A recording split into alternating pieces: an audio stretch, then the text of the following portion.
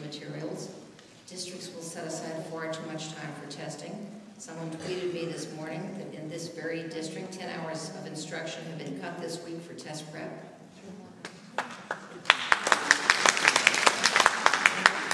That's 10 less hours of teaching. That's wrong. Children will become adept at guessing the right answer to multiple choice questions. Now, being able to guess the right answer to a multiple choice question is not a valuable life skill.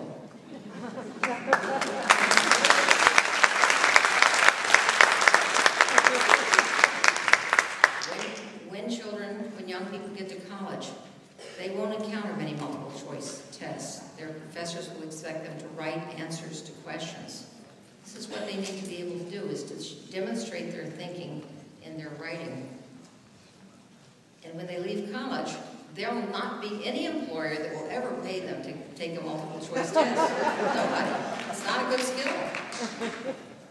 Well, as tests become ever more important in the fate of children, in the fate of teachers, in the fate of schools, there will be less time for studying the arts, studying history, science, foreign languages, civics, even physical education.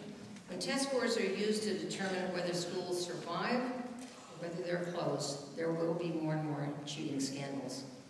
Part of the current mania with testing is proven especially toxic for teachers, and that's the belief that teachers should be evaluated by their students' test scores.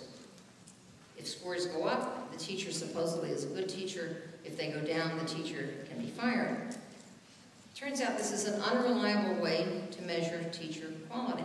Teachers' ratings are influenced in large part by the composition of their class.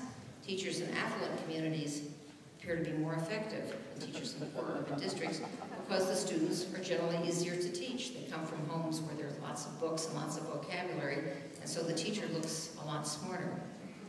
Many studies have shown that student scores are influenced more by what the family and the students do than by what the teacher does in class.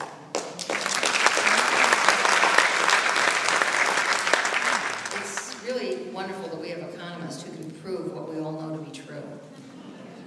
Families are children's first educators and their most important educators. And students, by the way, students also have a lot of responsibility. Just showing up every day is part of it. And a lot of kids who don't show up, their teacher then gets marked down as a bad teacher because of that student's low performance and low attendance.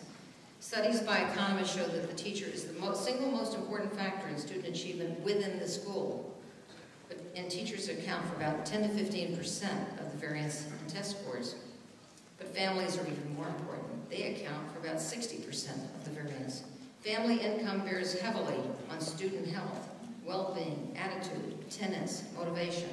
The ratings of teachers contain a wide margin of inaccuracy and are unstable. A teacher who appears to be highly effective one year may be ineffective the next year. Different class, different group of students, and vice versa. Switch the test around and the ratings of the teachers will change as well.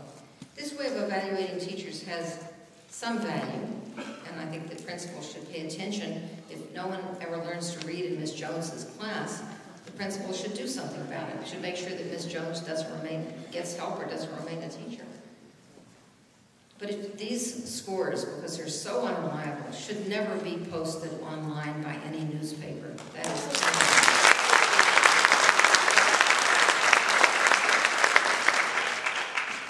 these scores are a single piece of information, but they should not be used as the only way to judge teacher quality. The single most reliable predictor of test scores, as that happens, is family income. Families can endow their children with enormous advantages, or not, depending on their own income and education. Poverty does matter. Some poor kids beat the odds, but the odds are against them. They have to beat the odds. If they're homeless, if they move frequently, if they suffer from diseases that are easily treated but untreated, if they live in environments where violence and decay and crime are common, all of these things affect their motivation and school performance. We know all of this. We really don't need sociologists and economists to verify it. It's simply true, and we know it. It's obvious. It's also found to be true by economists and sociologists. I'm not at odds with the research literature. While it's unfortunately commonplace today to blame teachers for low academic performance, We should be talking instead about the shameful rates of child poverty in the United States.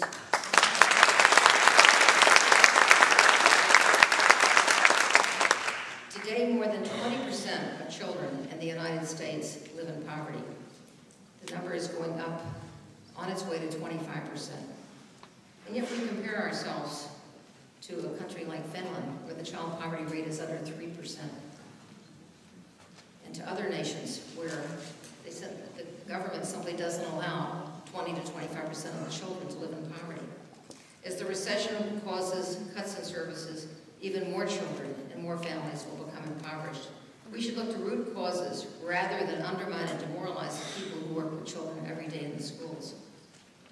Well, I won't spend any time discussing technology and education because there's very little research about its effectiveness.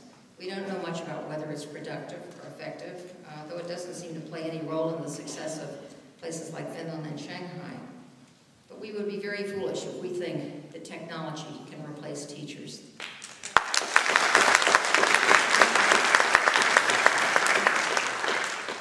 In the pursuit of higher test scores, we may forget the true purpose of education and lose sight of far more important goals.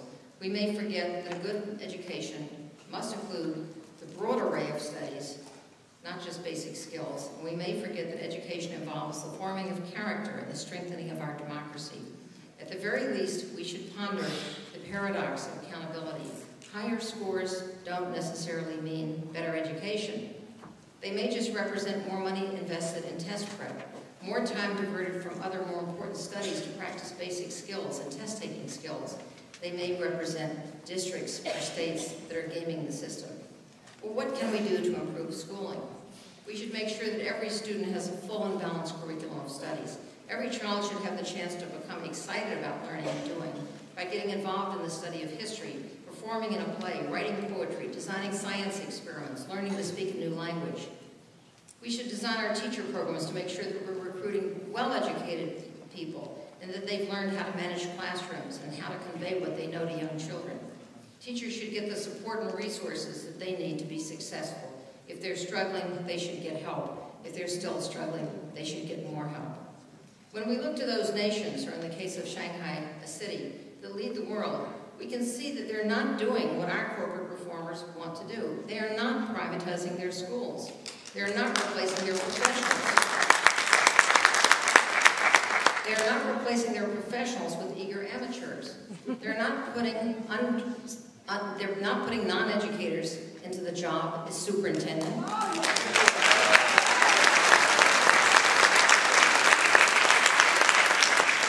They're not hiring non-educators to be principals. And they're not filling the ranks of teachers with young people who come for 2 years and leave. They're not closing schools and calling it reform. Finland and Shanghai, though very, very different systems, both have strong public education systems, and they have made them even stronger. Shanghai emphasizes testing. Students in Finland never take a standardized test. In Shanghai, when a school is weak, they send in expert teachers and administrators from their best schools to help the weak school get better. Neither Finland nor Shanghai house vouchers or charters. They count on having a strong, equitable public school system that works for everyone. We must improve our schools. It won't be easy. It won't involve simple solutions because there are no simple solutions. Doing the right thing begins with recognizing what doesn't work and then don't do that. So as we go forward to improve our schools, let's pay attention to improving the lives of children, and let us take care to strengthen our public schools, which have been and must continue to